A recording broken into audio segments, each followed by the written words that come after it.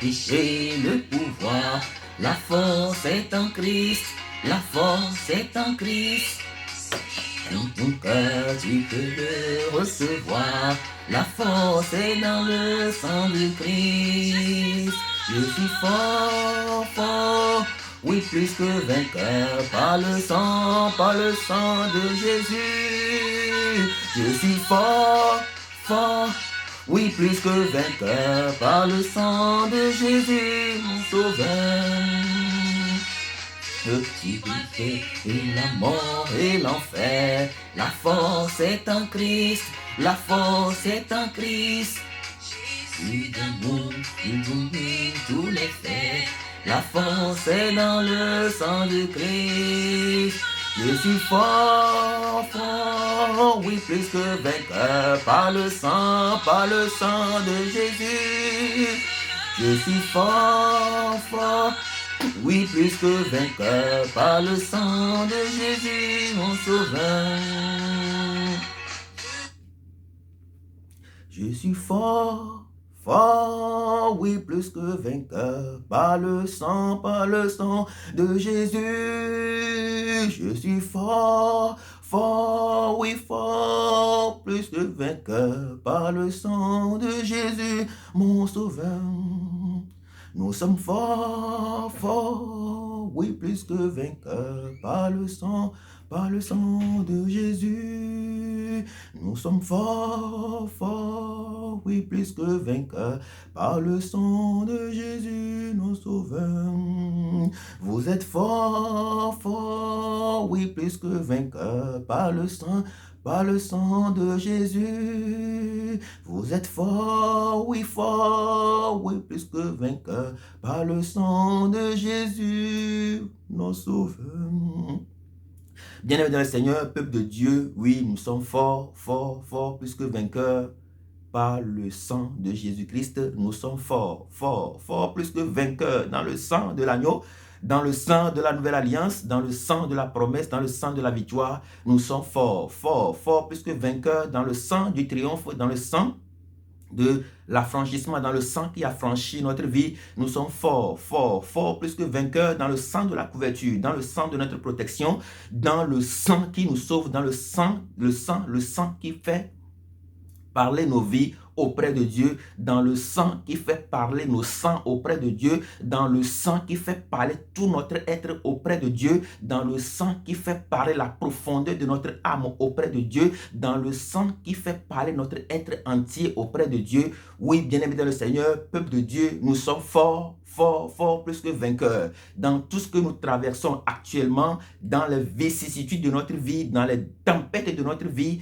dans ce qui rouble notre vie actuellement, dans les tumultes de notre vie, dans ce qui remue complètement notre vie, nous sommes forts, forts, forts, plus que vainqueurs. Nous déclarons que nous sommes forts, forts, forts, oui, forts, plus que vainqueurs par le sang de l'agneau. Nous sommes forts, forts, forts, plus que vainqueurs par le sang du témoignage. Nous sommes forts, forts, forts, plus que vainqueurs par le sang qui parle mieux que le sacrifice d'Abel. Nous sommes forts, forts, forts, plus que vainqueurs par le sang de la victoire. Dans nos familles, nous déclarons ce matin que nous sommes forts, forts, forts, plus que vainqueurs. Nous déclarons que nous sommes forts, forts, forts, plus que vainqueurs. Fort, fort, fort, plus que les démons de nos familles. Fort, fort, fort. Nous déclarons que nous sommes forts, fort, plus que les démons de nos familles. Fort, plus que les hommes forts de nos familles. Fort, plus que les limites de nos familles. Fort, plus que les statu quo de nos familles. Nous sommes forts, forts, forts, plus que la pauvreté de nos familles. Nous sommes forts, forts, forts, plus que tout ce qui gangrène notre vie. Nous sommes forts, forts, forts, plus que les cancers de nos familles. Nous déclarons ce matin que nous sommes forts, forts, plus que vainqueurs par le sang de Jésus-Christ, le sang de la nouvelle alliance, le sang de notre victoire, le sang de notre protection, le sang de la justice divine, le sang qui parle en notre faveur dans le nom précieux de Jésus-Christ de Nazareth. Bien-aimés dans le Seigneur, peuple de Dieu, aujourd'hui, nous allons parler de la prière d'un homme opprimé. Et pour commencer, nous parlons ce matin, comme je viens de le dire, de la prière d'un homme opprimé. Lorsque nous prenons la parole de Dieu dans le livre des Psaumes 119, verset 30, Psaume 119, versets 133 à 135, nous lisons: Affermis mes pas dans ta parole et ne laisse aucune iniquité dominer sur moi. Le 134 déclare ce qui suit: Délivre-moi de l'oppression des hommes, afin que je garde tes ordonnances. 135 déclare: Fais luire ta face sur ton serviteur et enseigne-moi tes statuts. Je reprends. Affermis mes pas dans ta parole et ne laisse aucune iniquité dominer sur moi. Délivre-moi de l'oppression des hommes, afin que je garde tes ordonnances. Fais luire ta face sur ton serviteur et enseigne-moi tes statuts. Bien-aimés dans le Seigneur, peuple de Dieu, Psaume 119, versets 133 à 135. Affermis ta parole, affermis mes pas dans ta parole. Affermis mes pas dans ta parole et ne laisse aucune iniquité dominer sur moi. La prière d'un homme opprimé. Bien-aimé dans le Seigneur, peuple de Dieu, le psalmiste demande à Dieu d'affermir ses pas dans sa parole et qu'il ne laisse aucune iniquité dominer sur lui. La première prière d'un homme opprimé, c'est: Seigneur, affermis mes pas dans ta parole et ne laisse aucune iniquité dominer sur moi. Bien, dans le peuple de Dieu, avant de commencer l'intervention ce matin proprement dite, je vais nous poser une seule question. C'est la question que j'ai toujours posée. Ça fait quelques semaines que je pose incessamment cette question à des personnes que le Seigneur permet que je rencontre sur ma voie. La question, elle est celle-ci. Est-ce que là où vous êtes actuellement, là où vous êtes assis actuellement, est-ce que vous avez quelqu'un dans votre vie que vous pouvez prendre un téléphone ce matin, ou bien vers qui vous pouvez aller ce matin et lui demander de vous soutenir? Autrement dit, est-ce que vous avez quelqu'un dans votre vie qui est prêt à saigner pour vous, qui est prêt à faire le plus grand sacrifice de sa vie pour que vous puissiez sortir de l'oppression des hommes? Est-ce que vous avez quelqu'un dans votre vie, de vous à moi? Est-ce que nous avons quelqu'un? Prenons un peu de temps. Prenons quelques minutes pour réfléchir, pour méditer sur cette question. Est-ce que j'ai quelqu'un dans ma vie que je peux appeler tout de suite au téléphone, ou vers qui je peux aller ce matin pour lui dire mes problèmes, et cette personne-là va me soutenir? Cette personne, est-ce que nous avons quelqu'un dans notre vie qui est prêt pour se sacrifier pour nous, pour que nous puissions nous en sortir? Est-ce qu'il y a quelqu'un dans notre vie comme cela? Bien-aimé dans le Seigneur, peuple de Dieu, est-ce que nous avons ce genre de personnes dans notre vie? Regardons autour de nous, dans notre environnement, regardons dans nos familles, regardons tous ceux qui nous entourent. Est-ce que nous avons quelqu'un vers qui nous pouvons aller et que cette personne-là peut nous porter un coup de main solide?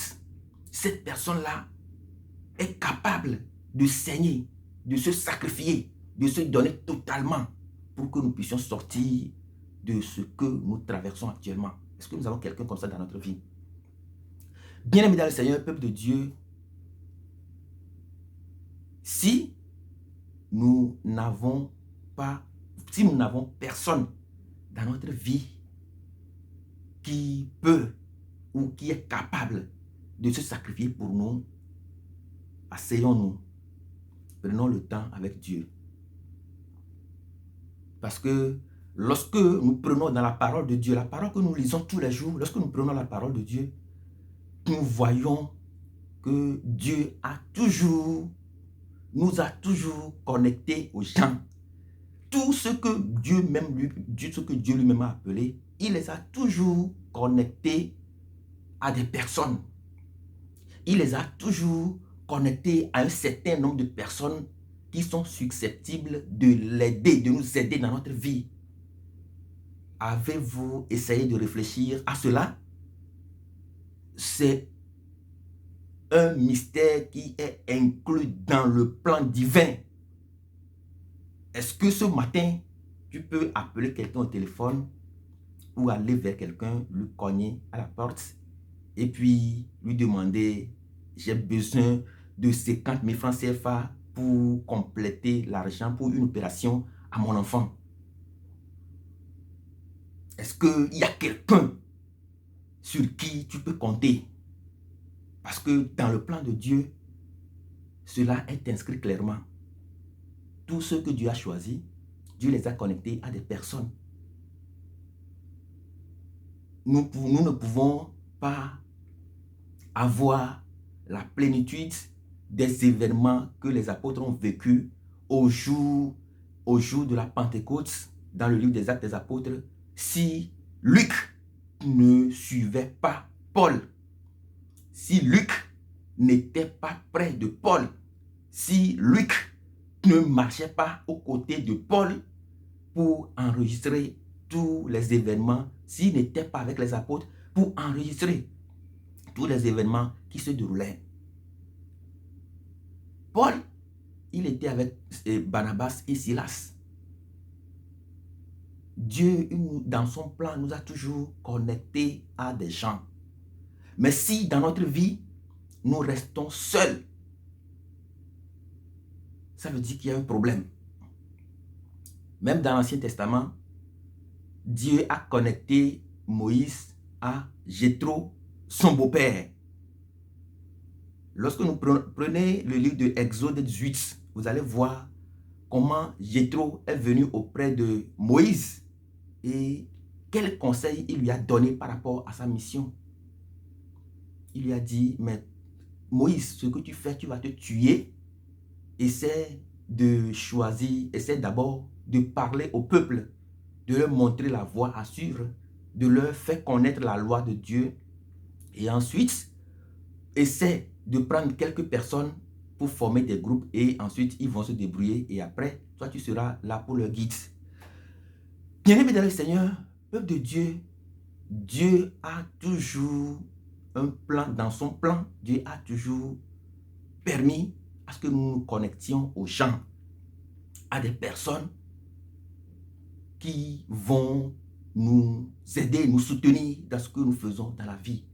Mais si toi, là où tu es actuellement, tu n'as personne dans ta vie vers qui tu peux aller pour solliciter de son aide ce matin ou pour même lui demander quelque chose qui est très important pour ta destinée, eh bien aimé dans un peuple de Dieu, ça veut dire que c'est terrible pour nous. Ça veut dire que c'est un vrai signe de la pauvreté. La pauvreté, elle n'est pas que financière, elle n'est pas que financière, elle n'est pas que matérielle, elle n'est pas que psychologique, elle n'est pas que mentale. La pauvreté est aussi d'ordre familial. Cette pauvreté est aussi d'ordre cette pauvreté est d'ordre économique, elle est d'ordre, comment appelle-t-on? Cette pauvreté, elle est sur tous les plans de notre vie, elle est dans tous les domaines de notre vie, même dans le domaine de l'éducation, dans le domaine de la culture. Si nous n'avons personne dans notre vie qui peut nous soutenir, je veux bien dire qui peut nous soutenir, des personnes très honnêtes, des personnes de référence, des personnes qui nous donnent des conseils pour véritablement nous sortir d'affaires.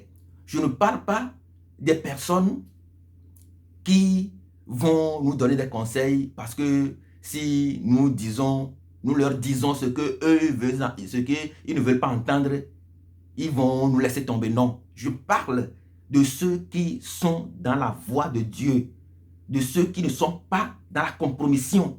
Je parle de ceux qui sont des hommes de référence, des hommes qui sont honnêtes, droits, des hommes de justice, qui nous donnent des conseils selon le cœur de Dieu et qui veulent que notre bien. Je parle de ces hommes-là, je parle de ces personnes-là et je leur rends un grand hommage ce matin. Je parle des hommes et des femmes qui sont capables de se tenir pour nous, pour que nous puissions nous en sortir. Parce que les présidents, ils en ont. Vous voyez? Les présidents, ils en ont. Ils ont des gens sur qui compter. Les ministres, ils ont des gens sur qui compter. Ils ont leurs conseillers. Ils ont des gens, ceux qui gèrent leur budget. Ils ont leurs gestionnaires. Ils ont tout. Et ils ont même leur grand maître spirituel. Voilà. Mais nous, si nous n'avons pas, si les fils de ce monde disposent de tous ces éléments qui doivent les aider dans leur destinée, bien aimé dans le Seigneur, peuple de Dieu, et que nous, qui nous disons que nous sommes des enfants de Dieu, nous n'avons personne dans notre vie pour pouvoir nous soutenir dans ce que nous traversons actuellement, bien aimé dans le Seigneur, peuple de Dieu, sachons que c'est un vrai signe de la pauvreté. Oui, je le dis, je le répète, c'est un vrai signe de la pauvreté parce que nulle part dans la parole de Dieu, vous ne verrez aucun homme de Dieu, aucun homme que Dieu a appelé, vous ne le verrez jamais seul dans toute l'histoire. Il est toujours connecté, il a toujours des personnes de destinée, il a toujours des personnes qui le soutiennent, et il a toujours des personnes, même des fois, il peut arriver même que ces personnes-là même soient leur pire ennemi, mais la Bible déclare que lorsque Dieu approuve, Dieu lui-même approuve nos voies, il dispose favorablement nos ennemis à nos égards. Bien-aimés dans le Seigneur, peuple de Dieu, est-ce que nous avons ce genre de personnes dans notre vie? Malheureusement, nous en avons assez, mais nous nous permettons des fois de les lapider. Ce sont des gens souvent que nous lapidons. Ce sont des gens que nous stigmatisons. Ce sont des gens que nous sortons de nos vies. Ce sont des gens que nous sortons de nos familles. Bien-aimés dans le Seigneur, peuple de Dieu, c'est un véritable signe de la pauvreté. C'est un véritable signe de la malédiction. C'est un véritable signe de la déroute complète que nous suivons dans notre vie. C'est un véritable signe que nous ne sommes pas sur la bonne voie. Si les hommes de ce monde, si les grands ministres, les grandes personnalités, les personnes influentes, ils ont leurs conseils, ils ont leurs maîtres, ils ont ceux qui leur prédisent leur avenir, ils ont tout autour d'eux, disposent tous les éléments autour d'eux. Combien plus nous qui sommes enfants de Dieu, qui lisons la parole de Dieu tout le temps, combien ne serons-nous pas capables de détecter, d'identifier ce paramètre dans le plan de Dieu et de pouvoir nous y conformer? Bien-aimés dans le Seigneur, peuple de Dieu, la prière d'un homme opprimé. Psaume 119, verset 33 déclare: affermis mes pas dans ta parole et ne laisse aucune iniquité dominer sur moi. Affermis mes pas dans ta parole, ne laisse aucune iniquité dominer sur moi. Prions, demandons au Seigneur si nous sommes dans ces conditions, si nous vivons dans un moment où il n'y a personne pour nous soutenir, personne pour saigner pour nous, personne pour venir à notre aide. Bien-aimés dans le Seigneur, peuple de Dieu, c'est maintenant ou jamais de nous asseoir pour reconstruire notre relation avec Dieu. Nous asseoir pour reconstruire notre relation avec le Saint-Esprit, nous asseoir pour reconstruire notre relation avec le Dieu des mystères, construire notre relation avec le Saint-Esprit, notre défenseur. C'est de faire cette prière, de demander à Dieu d'affermir nos pas dans la parole et de ne laisser aucune iniquité dominer sur nous. Affermis mes pas dans ta parole, Seigneur, et ne laisse aucune iniquité dominer sur nous. La parole, elle est puissante. La parole, c'est elle qui nous affermit. La parole, c'est elle qui a affermi nos pas, c'est elle qui a affermi nos cœurs, nos âmes, nos esprits, c'est elle qui a affermi nos pensées. C'est pourquoi le psalmiste déclare, Père, affermis mes pas dans ta parole. Et la Bible déclare dans le livre de Jean, au début du livre de l'évangile de Jean, nous voyons la Bible déclare, au commencement était la parole. La parole était Dieu et la parole était avec Dieu et la parole était la lumière. Cette lumière est venue dans les ténèbres et les ténèbres n'ont pas reçu, n'ont pas réussi à l'arrêter.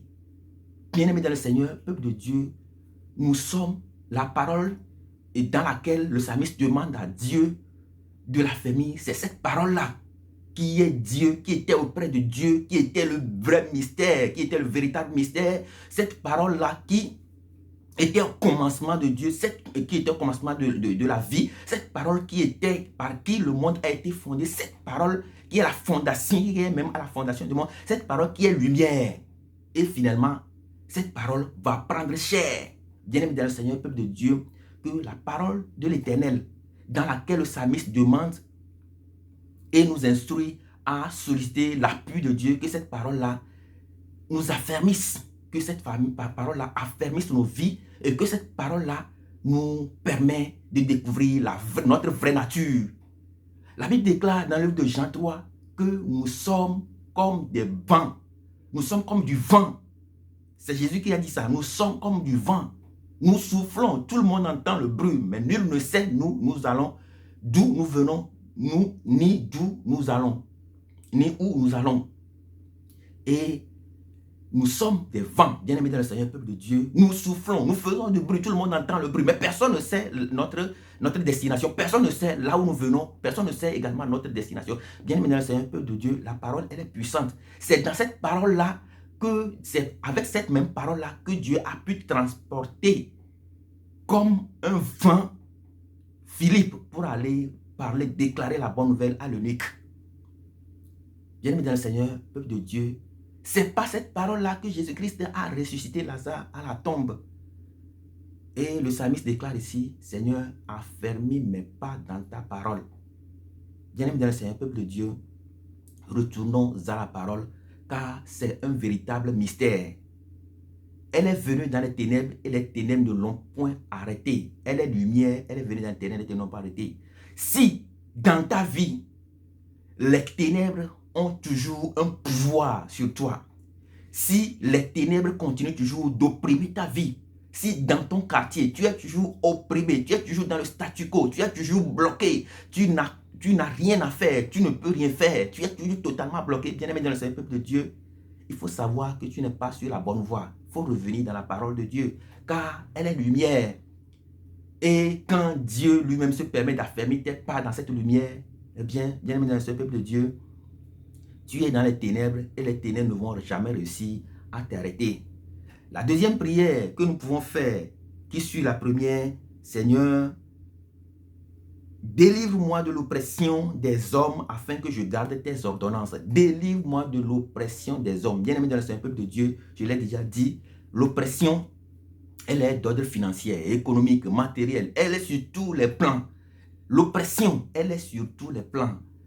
Notre famille peut être opprimée, nos enfants peuvent être opprimés, tout ce que nous pouvons, tout ce que nous avons peut être opprimé. L'oppression, elle est mentale, elle est physique, elle est matérielle, elle est dans tous les domaines. Bien-aimé dans le Seigneur, peuple de Dieu, et nous demandons à Dieu de nous délivrer de l'oppression des hommes afin que nous puissions garder ses ordonnances.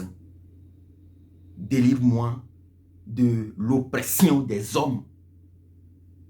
Quand Dieu lui-même se permet de nous délivrer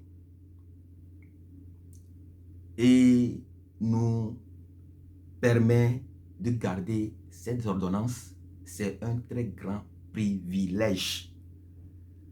Délivre-moi de l'oppression des hommes, que le Seigneur, le Dieu des dieux, le Seigneur des seigneurs, le roi, le rocher des âges, El Shaddai, Adonai, Elohim, que lui-même ce matin nous délivre de l'oppression des hommes. Seigneur, délivre-moi de l'oppression des hommes. Seigneur, délivre-nous de l'oppression des hommes. Seigneur, délivre-nous de l'oppression financière, délivre-nous de l'oppression économique, délivre-nous de l'oppression matérielle, délivre-nous de l'oppression au niveau de notre intelligence, délivre-nous de l'oppression familiale, délivre-nous de l'oppression qui est dans nos maisons, délivre-nous de l'oppression de nos foyers, délivre-nous de l'oppression de nos maisons, délivre-nous de l'oppression de nos enfants, délivre-nous, Seigneur, de l'oppression, Seigneur, des ennemis de nos quartiers, délivre-nous de nos oppressions, Seigneur, dans le nom puissant de Jésus, nous te supplions de nous délivrer de l'oppression des hommes et de nous faire connaître ces ordonnances.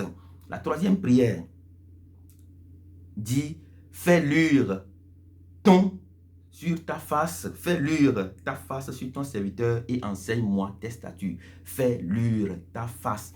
Nous voyons que la parole qui est lumière revient toujours. Fais luire ta face. Et nous voyons comment Dieu a fait voir sa gloire à Moïse. C'est la même chose que le psalmiste demande ici. Fais luire ton visage sur moi. Délivre-moi de l'oppression des hommes, affermis mes pas dans ta parole qui est au commencement, qui est toi, cette parole-là qui est lumière, cette parole-là qui a pris vie, qui est cette parole-là qui a pris chair, affermis mes pieds dans cette parole, délivre-moi de l'oppression des hommes et maintenant fais luire ton visage sur moi. Bien-aimé dans le Seigneur, peuple de Dieu, déclarons cette prière avec moi ce matin. Seigneur, affermis mes pas dans tes paroles, affermis mes pas dans ta parole, affermis mon âme dans ta parole, affermis mon esprit dans ta parole, affermis mon cœur dans ta parole, affermis mon être dans ta parole, affermis mes finances dans ta parole, affermis mon être entier dans ta parole, mon chemin dans ta parole, affermis mon parcours dans ta parole, affermis, Seigneur, tous mes projets dans ta parole ce matin dans le nom puissant de Jésus. Oh Seigneur, je t'en supplie humblement d'affermir mes pas dans ta parole, affermir mes pas, affermir mon âme, affermir mon esprit, affermir mes proches dans ta parole, cette parole qui est notre couverture, cette parole qui fait de nous du vent, oh qui souffle, tout le monde entend le bruit, mais personne ne sait d'où nous partons, d'où nous venons. Il en est, la Bible déclare, il en est ainsi pour quiconque est né de nouveau. Seigneur, affermis nos pas dans ta parole. Seigneur, délivre-nous de l'oppression des hommes par ta parole. Seigneur, fais luire ton visage sur nous dans le nom puissant de Jésus, car nous savons que comme tu as promis à Moïse, tu nous feras voir ta gloire dans le nom précieux de Jésus. Seigneur, affermis mes pas dans ta parole. Psaume 119, verset 33 à 135, verset 133 à 135. Seigneur, affermis mes pas dans ta parole. C'est la prière que nous allons faire si nous sommes véritablement opprimés. Affermis mes pas dans ta parole. Et la parole va nous élever sur ses ailes pour nous donner de la délivrance, pour nous donner de la restauration, pour nous élever encore à la dimension de la lumière de l'Éternel. C'est pourquoi le psalmiste dit, fais luire ton visage sur moi. Bien-aimé dans le Seigneur, peuple de Dieu, vous êtes fort, fort, oui, plus que vainqueur, par le sang de Jésus. Vous êtes fort, fort, oui, plus que vainqueur, par le sang de Jésus, notre Sauveur. Nous sommes forts, oui, plus que vainqueur, par le sang de Jésus. Je suis fort, fort, oui, plus que vainqueur, par le sang de Jésus, notre Sauveur. Dans tout ce que nous traversons, dans les tumultes de notre vie, dans les vents les plus forts, les tempêtes de notre vie, vous êtes fort, fort, oui, plus que vainqueur, par le sang de Jésus, notre Sauveur. Très bon dimanche à vous et que Dieu veille sur nous tous dans le nom précieux de Jésus-Christ. Amen.